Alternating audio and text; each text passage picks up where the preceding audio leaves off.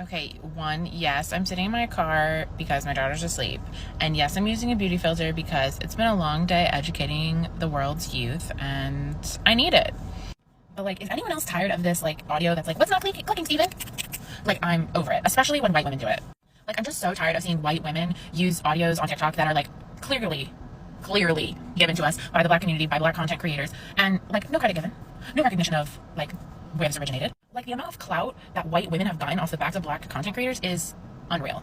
Imagine a world where Addison Rae could only use content made by white people.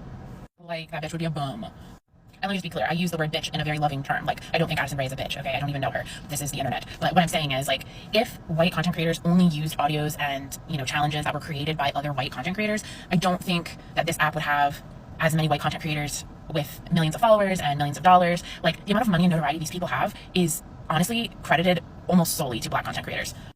Okay, I had no idea that I had changed the speed of the audio, and now like I went back and watched it and it's embarrassing, but I'm gonna keep it because like I got through a lot of points in a small amount of time, so we're going with it.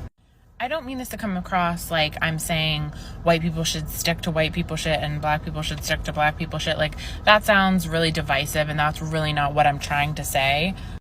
But it just kind of speaks to the privilege that white people have, that anything that they want, they just take for themselves and use for their benefit. Can we talk about how it's actually horrifying that the Kardashians went out of their way to have kids with black men just so that they could have a closer proximity to black culture, just so that when you call them out on appropriating black culture, they bring up their proximity to black people and their half-black children. They bred their children like dogs. And as a black woman, you cannot change my opinion on this, and I know a lot of other black women and mixed black women feel the same way, that eventually at some point in their life, these kids will grow up and realize that one of the main reasons their parents had them is so that they could have a closer proximity to black culture. It's going to be a horrifying moment for those kids. This behind me is St George's Wharf in London. This pathway that I'm on is public space, but this park, if you can call that a park, isn't. It is for the use of the residents only, but as you can see, there are no residents in the park because it's a shit park. And yet, I can guarantee that this park fulfills perfectly its role. It adds value to the surrounding properties, not by providing a pleasant space for the residents, but by asserting the exclusiveness of this complex. The only function of this area is to be a marker of social segregation. It makes the residents feel superior, and it sends the message to everyone else that they're not worthy of that space. This is one of the many ways in which the space can be violent in this country and reinforce and affirm social segregation. I find it outstanding that my friend thinks I want to go to lunch with my other friend who is Latina after I know she voted for Trump. I can't do that. My friend was like, it's just a matter of difference of opinion. Difference of opinion? No. It's about right or wrong. It's about having morals or not having morals. Difference of opinion is I prefer scrambled eggs with cheese and you prefer eggs over easy. That's a difference of opinion. You know what? Any choice is fine. It doesn't hurt anyone. But choosing Trump, which is actually hurtful to people, and especially people of color, absolutely not. Not ready to forgive. I don't know how you guys feel about it, and how are you guys doing with your friendships? Let me know. Why does it matter? Oh, it doesn't matter to you. But to me, I'm a male. Okay? Okay. So, what are you? So I can call you a sir or ma'am. What are you? What would you assume looking at me? What are you? What would you assume looking at me? I assume that you're a man. Okay? Okay? Thank you. Whatever. Many people ask me, how do you use they, them pronouns for a singular person? Well, it's really easy. All you have to do is use it the same way that you would talk about a group of people. So for example, I, Addison, use they, them pronouns. In that case, you talk about me like this. I know Addison. They are amazing. Their dress and their hair are amazing. And I'm so proud to know them. Now, a fun fact about they them pronouns is that they've been used in a singular context for centuries. Even going back to Shakespearean times, there's actual documentation in literature using they and them in singular contexts. But if that still doesn't convince you to use they them pronoun, I'll leave you with this piece of information. Our language is constantly changing and adapting. We're evolving to find new terms and language to self-identify. So get with the times, don't be an asshole.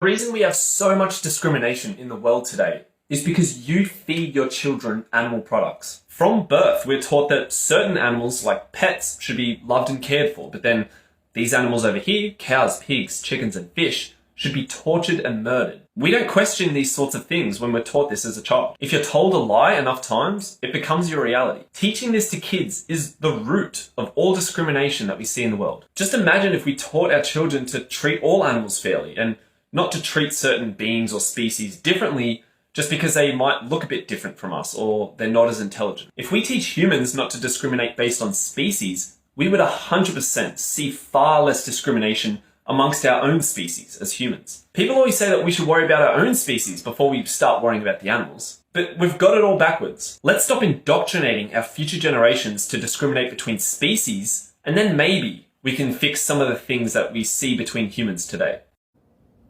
I got cornered by 3 of my 6th grade students at lunch today, and they came up to me all excited. They were like, Miss Collins, what's your sexuality?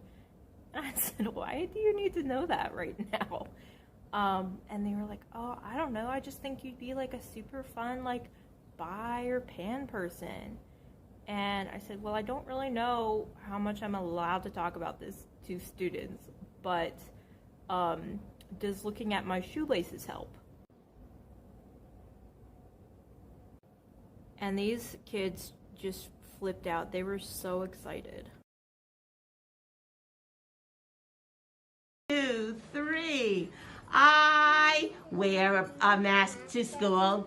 I wear a mask to school.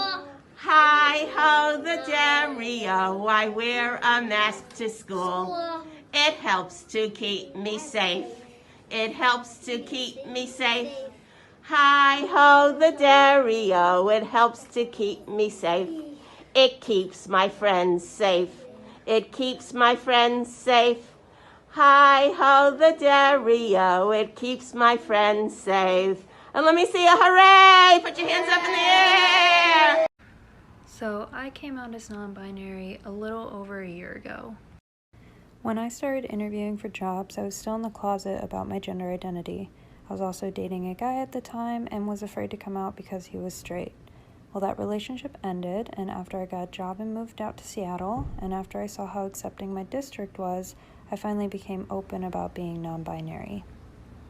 I do get a lot of questions from students at the beginning of the semester, and I just answer those very honestly. When we do class introductions, I have everyone include their pronouns, and I talk about why it matters.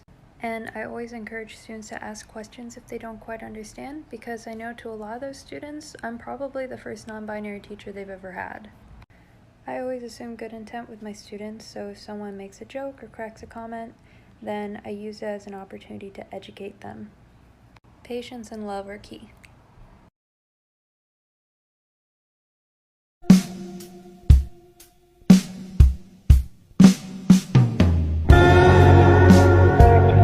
To the baristas at my Starbucks, I am so sorry that I strolled in without having a mask on, even though the mask mandate was lifted and I am fully vaccinated, because you don't know me. You don't know that about me. I apologize. To the man at Starbucks who got offended when I yelled, oh my God, I'm not a fucking Republican. I'm so sorry. I believe in science. I'm not sorry. To my mom, who I was on the phone with, I'm sorry I said fucking. I am so tired of catering to cis people's feelings. Because I do. I do it every time I go to a restaurant and the server says, hi ladies, and I don't correct them. Every time I choose the women's washroom because people expect that of me and it makes them comfortable. Every time I go to the grocery store and ignore being called miss or ma'am. Every time a close friend misgenders me and my immediate response is to say, no, it's okay as long as you're trying. It's not okay. And I'm not okay, because in order for any of you to even entertain the idea of respecting my existence, I have to water down all of my emotions lest I live up to the whiny crybabies trans stereotype that you all have in your heads. Because God forbid you take someone seriously when they are showing valid emotion. I hate that straight people have taken the incredibly complex and nuanced thing that is the queer experience and stolen it, oversimplified it, bastardized it, commodified it, and then they try to straight-splain it back to us as if they know more about it than we do. I hate that we have to make ourselves either entirely invisible or shove our identities into neat little stereotypes that they can easily digest in order for them to take us seriously. I hate having to infantilize and handhold straight people constantly in order to reduce the chances of a temper tantrum and the subsequent revocation of their support. I hate the idea of the ever patient, ever willing to teach queer that straight people seem to think encapsulates all of us. I am not your fucking encyclopedia. I am far too busy living my own life to attempt to educate you for hours on end without monetary compensation, or at least without the insistence constantly that I'm not being as nice as you want me to be. If you're so interested, do a modicum of research yourself, and if you won't even do that, you're not actually interested. See, this is a really interesting comment because I know the commenter didn't think about really what he was saying. He just wanted to leave a hate comment, which is fine. But my question is, why is being unhealthy a bad thing? First of all, obviously not all fat people are unhealthy, but let's say they were. What is the moral issue with being unhealthy? Why does that make you a bad person? Because that's how we get to the core of fat phobia, right? There is a moral assignment with the idea of being fat, whereas we associate thinness with good and fat with bad. But why is that? Why do you think being unhealthy and being fat is bad? There needs to be a... And you wonder why we don't trust these people. It happens every single time. Every single time. This is from today. This is from today. Yeah, no. Wasn't fat rep. Was not ever fat rep. Unapologetic fat actors forever and only. Till the end of time. This is boring!